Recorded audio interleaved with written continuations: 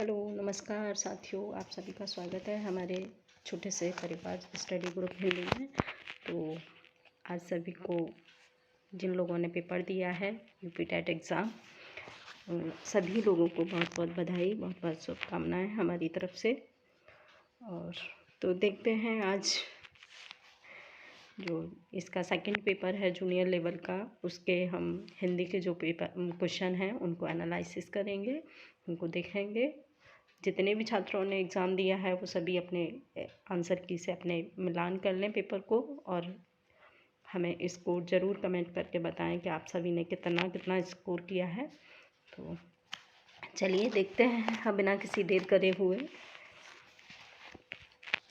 तो question number first है, पंकज में कौन सा समास है? तो इसका राइट आंसर, पंकज में हम सभी लोग जानते हैं कर्मधारय द्वयोग या फिर बहुब्रीहि द्वंद्व समास। कौन सा समास है? तो इसका राइट आंसर हो जाएगा थर्ड, बहुब्रीहि समास।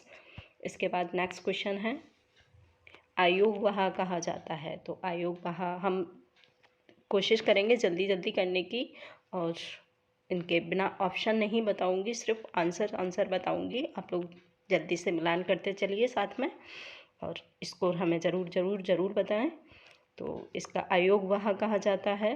तो आयोगवाह हम कहते हैं, इसका राइट आंसर सेकंड होगा, अनुस्वार एवं विसर्ग को कहा जाता है। इसके बाद 33 नंबर, एक ओर अजगर लखे एक ओर मृगराय, विकट बटोही बीच ही परिहो मूर्छा खाए। तो इसका हमें रस बताना है, इसमें कौन सा रस है? तो इसका राइट आंसर होगा फर्स्ट, भयानक रस है इसमें। विकट बटोही खाए के बीच में, विकल बटोही बीच ही परियो मूर्छ खाए। तो देखकर जो बटोही है वो मूर्छा खा के गिर जाता है, इसीलिए इसमें भयानक रस है। इसके बाद नंबर 34 है, से विभक्ति निम्नलिखित में से किस कारक के लिए प्रयुक्त होता है? तो हम कारक हमें बताने हैं, इसमें से जो से चिन्ह है वो किसके लिए प्रयुक्त होता है? तो इसका राइट आंसर होगा थर्ड, करण कारक के लिए होता है। कर्ता ने कर्म को करण से, जो हमारे 8 कारक हैं उनका है। इसके बाद 35 नंबर, उसने नहाकर भोजन किया। इस वाक्य में नहाकर निम्नलिखित में से किस क्रिया का उदाहरण है? तो इसमें हमें क्रिया बतानी है, कौन सी क्रिया का उदाहरण है? तो इसका राइट आंसर है द्विकर्मक प्रेरणा स्रोत। तो इसमें जो इसका राइट आंसर है वो है नंबर थर्ड, पूर्वकालिक क्रिया होगी। इसके बाद 36 नंबर क्वेश्चन, सूफी संतों की शैली है। तो सूफी संतों की जो महाकाव्य, जो काव्य साहित्य लिखा जाता था वो मनसवी शैली में लिखा जाता था। इसका राइट आंसर 2 होगा। इसके बाद 37 नंबर, गुड़िया भीतर गुड़िया किसकी कृति है, किसकी रचना है? गुड़िया भीतर गुड़िया तो किस कवित्री की है? तो इसका राइट आंसर 2 होगा, मैत्री पुष्पा जी की है गुड़िया भीतर गुड़िया। इनकी आत्मकथा है ये गुड़िया भीतर गुड़िया। इन्होंने अपनी मदर के बारे में लिखा हुआ है। तो इसका राइट आंसर मैत्री पुष्पा जी होंगी। इसके बाद 38 क्वेश्चन नंबर 38 है, 100 अजान एक सुजान के रचनाकार कौन है? तो इसका राइट आंसर बालकृष्ण भट्ट जी हैं। इसका right answer 2। 39 question, Goswami Tulsidas का निधन वाराणसी के किस घाट पर हुआ था? तो इसका राइट आंसर सेकंड होगा, 80 घाट पर हुआ था। इसके बाद 40 क्वेश्चन नंबर,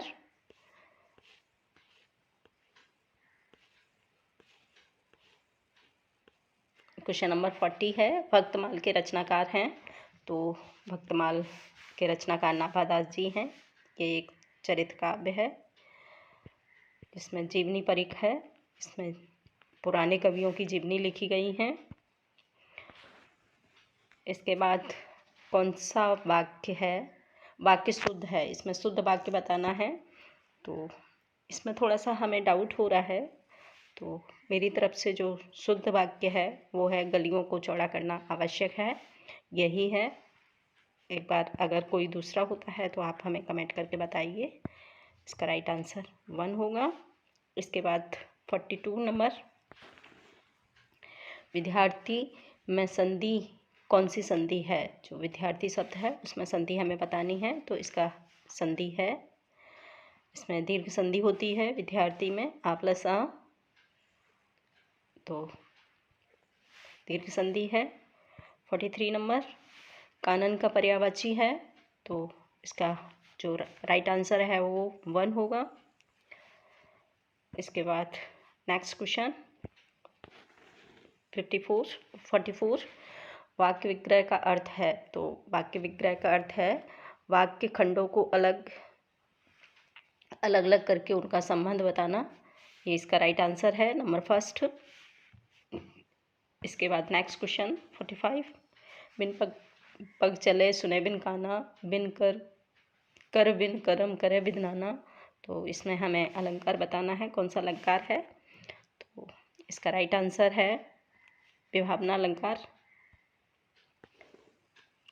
इसका राइट आंसर विभावना अलंकार है। 4 क्वेश्चन नंबर वो आंसर इसका 4 विभावना अलंकार है, बिना कारण के ही कार्य होता है, वहाँ पर विभावना अलंकार माना जाता है। इसके बाद नेक्स्ट क्वेश्चन 46 है, निम्नलिखित में वाचक शिक्षण की विधि नहीं है। वाचक शिक्षण की हमें विधि नहीं बताना है, ये आप ध्यान जरूर रखें कि वाचक शिक्षण की विधि जो नहीं है वो क्या नहीं है, समयबद्ध पाठ नहीं है, या व्याख्या विधि, अनुध्वनि विधि, या फिर ध्वनि साम्य विधि। तो इसका जो राइट आंसर है वो है ए, व्याख्या विधि। इसके बाद 47 नंबर क्वेश्चन, निम्नलिखित में अभिवृत्त्यात्मक उद्देश्य है, अभिवृत्त्यात्मक उद्देश्य है, तो इसका राइट आंसर है नंबर 4। मैं सिर्फ आंसर बता रही हूँ, और व्याख्या किसी करने से कोई फ़ायदा नहीं है, और थोड़ा सा टाइम भी आप सभी लोगों का बचेगा, इसी के चक्कर में मैं सिर्फ आंसर को मिलान करवा रही हूँ। तो आप सभी लोग ध्यान से देखें, और जितना भी स्कोर हुआ हो स्कोर हमें ज़रूर बताएं। तो इसका राइट आंसर है स्वानुभूति, विचारों एवं भावों को अभिव्यक्त करना ही इसका राइट आंसर है। इसके बाद 48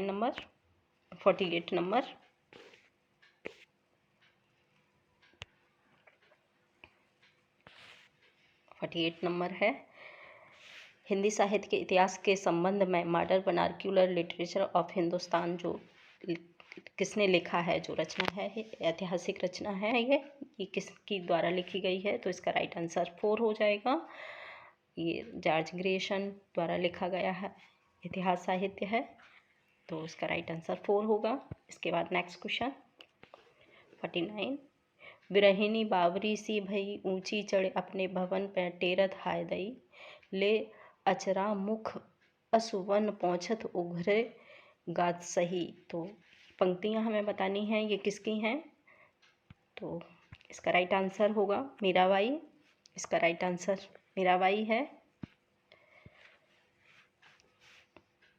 आप सभी लोग मिलाते चलिए साथ में। इसके बाद क्वेश्चन नंबर 50, हिंदी का पहला जो पत्र है वो कौन सा है? तो सभी लोग जानते हैं, उदंत मार्तंड हिंदी का पहला पत्र माना जाता है, जो 1926 में प्रकाशित हुआ था कलकत्ता से। तो और इसके जो निकाले थे, इसके प्रवर्तक थे, इसके वो जुगल किशोर जी थे। तो इसका राइट आंसर डी होगा। इसके बाद नेक्स्ट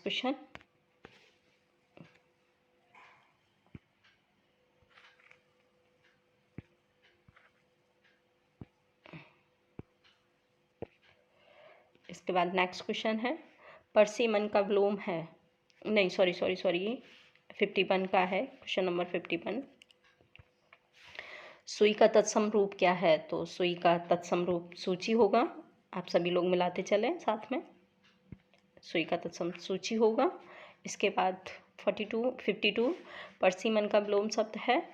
तो परसीमन का विलोम जो है वो है असीमन, निर्सीमन सॉरी, जो इसका राइट आंसर सेकंड होगा, निर्सीमन। इसके बाद 53 नंबर, धूसर शब्द का पर्याय है। धूसर हम सभी लोग जानते हैं, धूसर गधे को बोलते हैं और इसका दूसरा रूप ही गर्दभ होता है। तो इसका राइट आंसर 1 होगा। इसके बाद 54 नंबर है, भूतों अर्थात जीवों द्वारा होने वाला दुख वाक्य के लिए एक शब्द बताइए। तो ये थोड़ा सा हट के क्वेश्चन दिया गया है। तो इसका राइट आंसर है आधिदैहिक। इसका राइट आंसर 1 होगा, आधिदैहिक। इसके बाद नेक्स्ट क्वेश्चन 55, ऊँट की चोरी निहुरे, निहुरे का अर्थ हमें बताना है। का अर्थ है तो बड़े काम छिप कर नहीं किए जा सकते हैं, हम सभी लोग जानते हैं, इसका अर्थ है। इसके बाद 56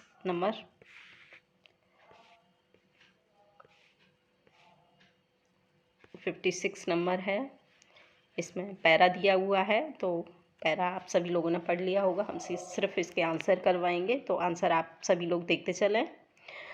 56 का है, धर्म पालन करने में बाधा डालने वाली प्रवृत्ति कौन सी होती है? तो हम लोग सभी जानते हैं, कमज़ोर मन, उद्देश्य का निश्चित न होना तथा चंचल मनोवृत्तियाँ ही हमारे जो उद्देश्य धर्म पालन में जो बाधक होती हैं वो होती हैं। इसका राइट आंसर 4 होगा। इसके बाद 57, संसार के बड़े बड़े लोगों ने सबसे श्रेष्ठ सब माना है, जो संसार के सब बड़े श्रेष्ठ लोग हैं उन्होंने क्या माना है? तो उन्होंने माना है परोपकार को। सबसे श्रेष्ठ क्या माना है? परोपकार को, सदाचार को, अपने कर्तव्य को या उत्तम चरित्र को। तो उन्होंने माना है अपने कर्तव्य को सबसे श्रेष्ठ माना है। सभी जितने भी श्रेष्ठ हुए हैं, हमारे महापुरुष हुए हैं, उन सभी ने। इसके बाद 58 नंबर, दुर्बलता शब्द में उपसर्ग और प्रत्यय का विश्लेषण करना है। तो इसमें दुर्बलता का जो है वो है, इसका राइट आंसर 3rd, निर प्लस बल प्लस अतः। तो इसके बाद नेक्स्ट क्वेश्चन 59, कायर की भाववाचक संज्ञा हमें बतानी है। जो कायर शब्द है इसकी भाववाचक संज्ञा क्या होती है वो हमको बताना है। तो इसकी जो भाववाचक संज्ञा है वो कायरता होती है। तो इसका राइट आंसर 3rd होगा। इसके बाद लास्ट अंतिम क्वेश्चन है, अपना मतलब निकालने वाले के लिए एक उचित शब्द होता है, क्या होता है? स्वार्थपरक होता है, स्वार्थपरता होता है, कुटिल होता है या फिर स्वार्थी होता है। तो जो इंसान अपना काम निकालता है तो उसे हम लोग स्वार्थी ही बोलते हैं। तो इसलिए इसका राइट आंसर 4 हो जाएगा। तो उम्मीद करते हैं आप सभी लोगों ने अपने पेपर को मिलान कर लिया होगा और अच्छा स्कोर किया होगा।